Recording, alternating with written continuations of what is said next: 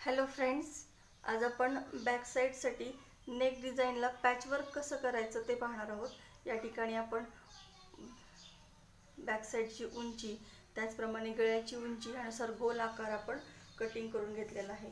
यानंतर या ठिकाणी आपल्याला डिझाईनसाठी जो पॅच कट करायचा आहे तो पॅच आपण या ठिकाणी कट करून घेणार आहोत। तो अशा प्रकारे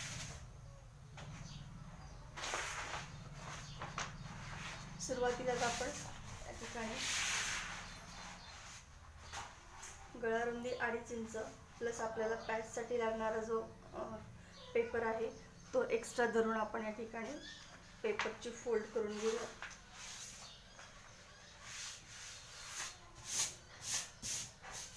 साधारणतः अशा प्रकारे यानंतर पूर्ण बॅक साईड व्यवस्थितरित्या इथे ठेवायची आहे। जी क्लोज साईड आहे त्या क्लोज साईडला बरोबर बॅक साईडची ही सेंटर लाईन व्यवस्थित ठेवायची आहे। त्यानंतर आतला जो गळ्याचा आकार आहे तो आपण आखून घेऊयात अशा प्रकारे। आता या साईडने आपल्याला गळ्यासाठी पॅचवर्क कट करायचा आहे। तर सुरुवातीला आपण या ठिकाणी साधारणतः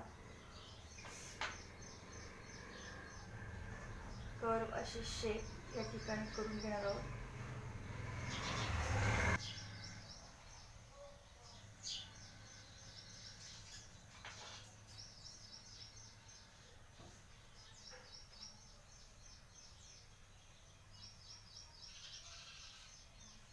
व्यवस्थितरित्या एकसारख्या मापात येतील या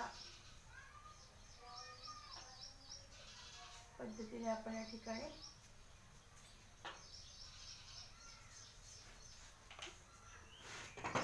आखून घेतले। त्यानंतर आता हे कट करून घेऊयात।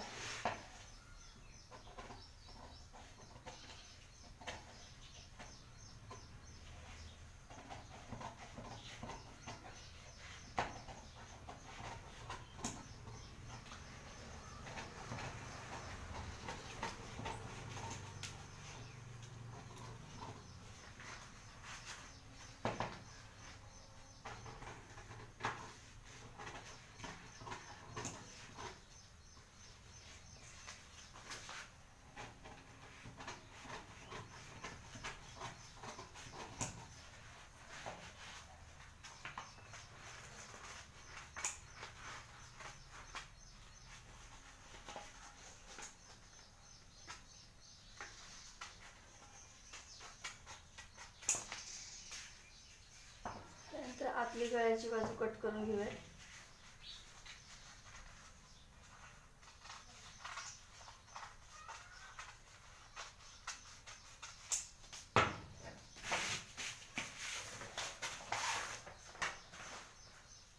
डिझाईन पॅच कट केल्यानंतर तो अशा प्रकारे दिसेल।